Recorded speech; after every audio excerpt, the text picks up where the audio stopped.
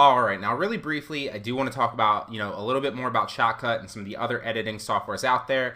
For you, once you get a little bit past this, now if you are a little bit more advanced and you're just watching this to, maybe you already have Shotcut downloaded and, you feel like you understand it a little bit more, well then maybe it's time to move on to another software. However, if you're just getting started, like I said, keep your overhead as low as possible because a lot of the things that you learn in Shotcut, just the basic editing, the basic overlaying of certain layers, audio and video files, and you'll see what I mean exactly down here when I show you how to start editing here in a second, is going to translate over to the other platforms. So start on a software that's free, like Shotcut, that offers you as much bang for your free buck, essentially, as you can possibly get, and then move it over to those other things. Like I said, just to recap, you're going to get your ones that come on your I forget the one that comes on PC. I never actually use it. I think it's like I forget what it is, but regardless of what it is, there's one that comes free on PC. I know the one that comes free on Mac is iMovie, and then obviously the one that's notorious on Mac is Final Cut Pro, and the one that's notorious for PC is Premiere Pro, which is basically right here.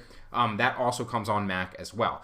However, the one thing I want to touch on here is, you don't have to jump over to those right away, and you can literally, I still make quality content. I can make this whole course in Shotcut. I can make a whole YouTube video in Shotcut, and it's going to look relatively similar than it would in Premiere Pro. However, you just don't have that creative freedom a lot of ways. So that's the one thing I wanted to talk about. Don't think that just because you're using a free software, your videos can't be as good of quality as potentially other people. I literally just got done. I just bought Graham Stephan's YouTube course video. It was like, I think it was like $400, and I got it like 50% off with a coupon code that he was giving away or something.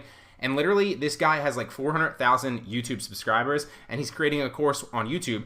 Phenomenal course, by the way. Check it out. But the whole thing I'm trying to get the message I'm trying to convey here is I get through this entire course, and he's got great tidbits of information on how to improve on YouTube and all these other things.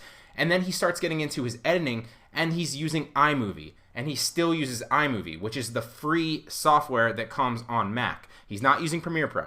He's not using Final Cut, which blows my mind, and it just goes to show you that you literally, and I understand this because I could use Shotcut the same way, you don't need a high-end editing software to make great content. You can get great at Shotcut and keep this the rest of your life, and however long it's still relevant, maybe like 10 years or 20 years or whatever, and make great videos. So don't let that discourage you. Just get really, really good with this. And obviously the key here is starting with one thing, mastering it, and then moving on to the next.